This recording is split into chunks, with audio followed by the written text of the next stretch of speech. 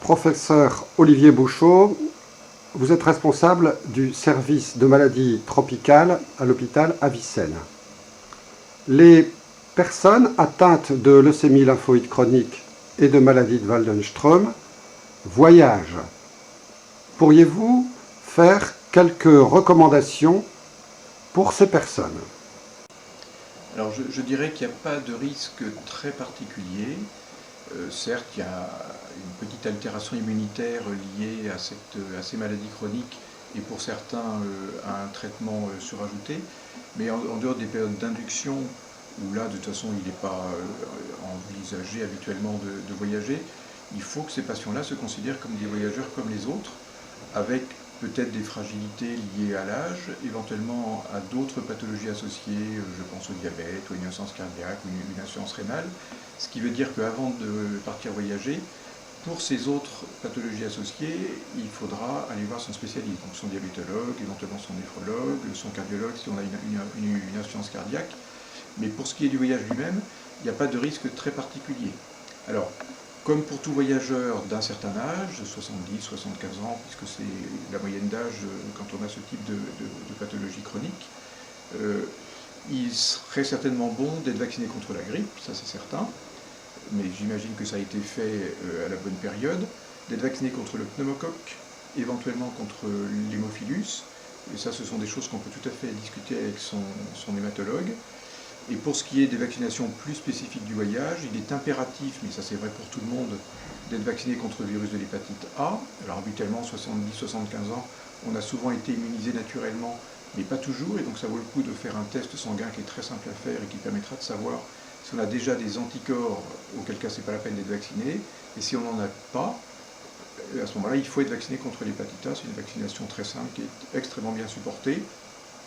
Pour la typhoïde, il y a un vaccin contre la typhoïde qui n'est pas un vaccin extrêmement efficace, ce qui fait qu'il ne serait justifié que si on faisait un voyage prolongé.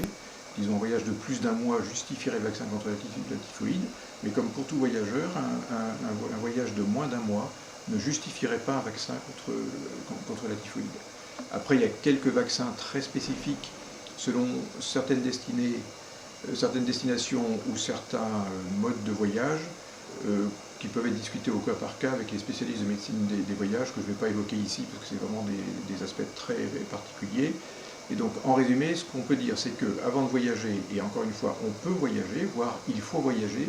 il faut aller voir son hématologue avant de partir, il faut aller voir éventuellement son médecin spécialiste pour une autre pathologie associée avant de partir, et si possible, notamment si son médecin généraliste n'est pas forcément très au fait de la médecine des voyages, ça serait bien d'aller voir un médecin spécialisé dans la médecine des voyages. Moyennant ces précautions, il faut s'y prendre suffisamment à l'avance pour qu'on ait le temps d'organiser tout ça, on peut voyager l'esprit tranquille, et j'insiste beaucoup sur le côté bénéfique sur la santé que peut apporter un voyage, et donc il ne faut pas s'en priver.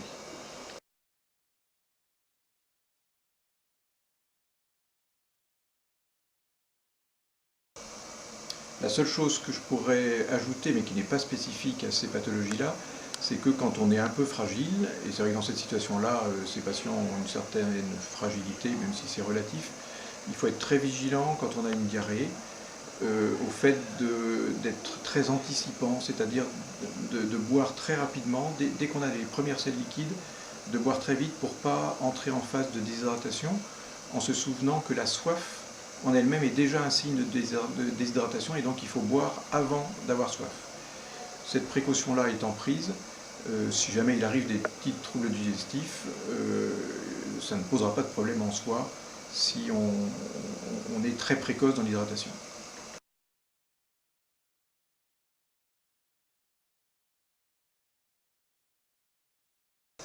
Alors oui, le